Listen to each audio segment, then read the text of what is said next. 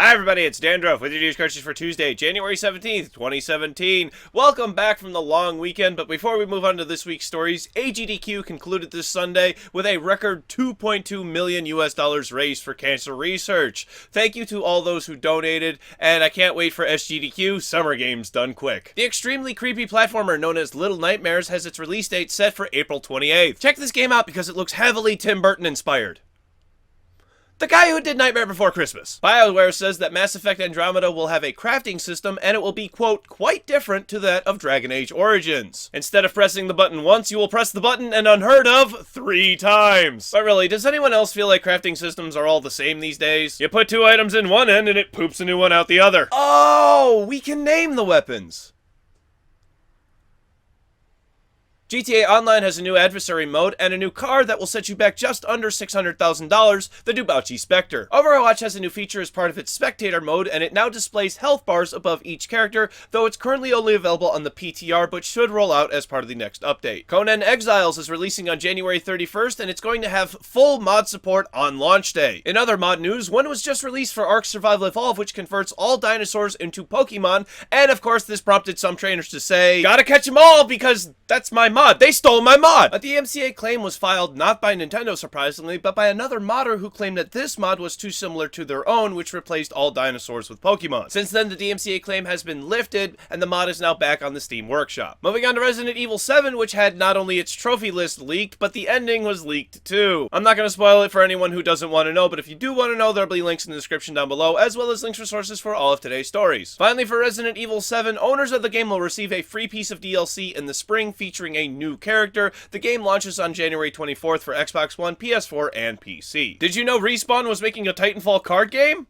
Well, neither did I, and maybe we should keep it that way. Titanfall Frontline has been cancelled, and servers will go offline on January 20th if you had access to the closed beta. Before we move on to some of the bigger stories today, how about we take some time to appreciate this Xbox One controller Floatie? This is actually perfect for shark repellent, because if one sees you, they'll go, "The fuck is that?" Please don't use it as shark repellent. Either way, I wish I had a flotation device when I wrote this next story, because it doesn't make any sense. I've been covering the Nostalrius Vanilla WoW server story for quite some time now, not only because I played WoW for 5 years, but I could relate to those who want to go back to a vanilla WoW experience. Nostalrius had teamed up with Elysium and provided them with code to essentially do the same thing they were doing, running unofficial servers, and this morning, everything took a drastic change. Nostalrius is demanding Elysium stop using the code they gave them because Nostalrius believes that Elysium turned from a fan server to a pirate server. The team behind Nostalrius says they believe their goal is to alleviate pressure on Blizzard for those who want a vanilla WoW experience. But they're doing it not only without the consent of Blizzard, they're doing it against their wishes because papers have already been served to cease any and all unofficial WoW servers. Regardless of how you look at it, by definition, running an unofficial WoW server is a pirate server. And aside from throwing somebody they willingly gave help to under the bus, Nostalrius is essentially trying to say, "Arr, only we be running the vanilla WoW servers in these parts, arr." And in the end, I only think it's going to end up hurting them. Oh, that one went on for quite some time. These next two are going to be quick. Mark Zuckerberg is going to testify in court on behalf of Oculus Rift in regard to a lawsuit accusing Oculus of allegedly stealing technology to be used in the Rift headset. I feel like that would be like if Darth Vader were to testify in favor for Lex Luthor. You don't trust either of them, but they're good at what they do. And then there's the debut trailer for Injustice 2. I actually can't make fun of this one at all. It looks really cool, and I'm a little bit hyped for it. It looks pretty good, and I've been wanting to get into a fighting game for a little while now. Oh yeah, that's right. It's Warner Brothers, and I play on PC. I guess I'll keep an eye on Street Fighter V. And once again, the final topic of the day is the Nintendo Switch. And now that the full presentation is long over,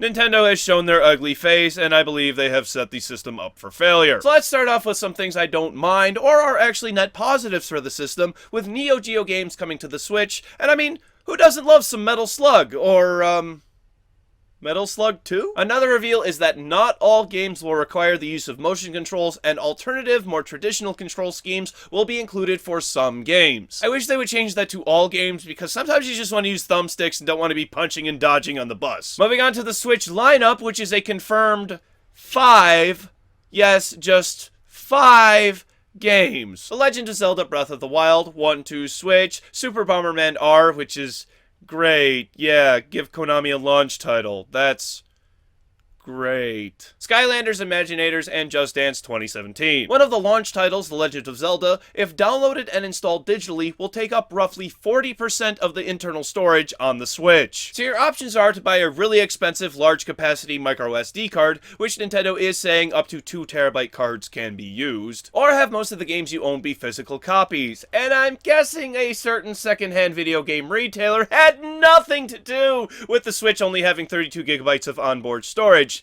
No, they don't benefit from that in any way. Randy Pitchford, the CEO of Gearbox Software, has said Borderlands 3 probably will not be coming to the Switch because at one point Nintendo stopped responding to them, saying that they had other priorities. On Friday, I had asked Nintendo what game would be coming with the Switch, and today I got my answer. It will not come packaged with the game at all, Nintendo saying this was done to keep the price at $300. Not only that, but the tech demo game, 1-2 Switch, is going to retail for almost full price at $50 US. What's sad is that 1-2 Switch is probably going to be one of the few titles that can show off what the system can really do, but most people are going to opt for getting Zelda instead. Step right up, because Nintendo is not done nickel and diming you there. Would you like to charge your controllers while playing? Well, that's another $30, my friend. The included Joy-Con grip is not capable of charging the controllers and requires the charging grip to carry out that task. If your controllers die, your options are to stop playing and recharge them by placing them onto a docked Switch, or take the Switch into portable mode, which will not only lower the resolution, but will start to drain the battery, forcing you to stop playing eventually. GameStop has sold out of their pre-orders, which really seems like something GameStop would never do. I think the last time GameStop refused a pre-order, it caused flooding for 40 days and 40 nights. But Nintendo insists there will be enough for everyone on launch day, as they're shipping 2 million units worldwide.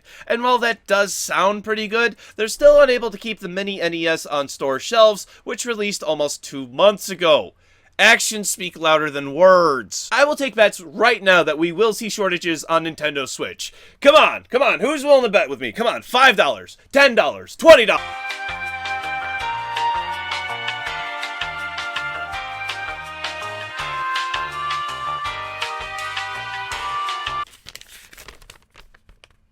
I have been informed by YouTube that I can't actually take bets on my channel. But come on, you get what I'm saying. Here's some more bullshittery, as Nintendo's Reggie Fils-Aimé says the Switch will not be replacing the 3DS, which has a long life in front of it. May I remind everyone that the 3DS is 6 years old next month? How much more are they gonna squeeze out of it? Nintendo can drum it into our heads as much as they want that this is a home console, but they cannot dictate how people use it. There is one game that we saw on the list of games earlier, which is going to be the first, if not one of the nails in the coffin for the 3DS, and that, of course, is Minecraft. And while Minecraft is available on a handheld platform, the Vita will be 6 years old later this year, and it has a much smaller screen and much weaker hardware. Kids will no longer want to play their 3DS once they're able to take their home Minecraft experience with them on the go in the car. And that's something I'm still trying to wrap my head around to figure out exactly which century Nintendo is living in. Their paid online service is going to give subscribers one game a month from either the SNES or the NES era.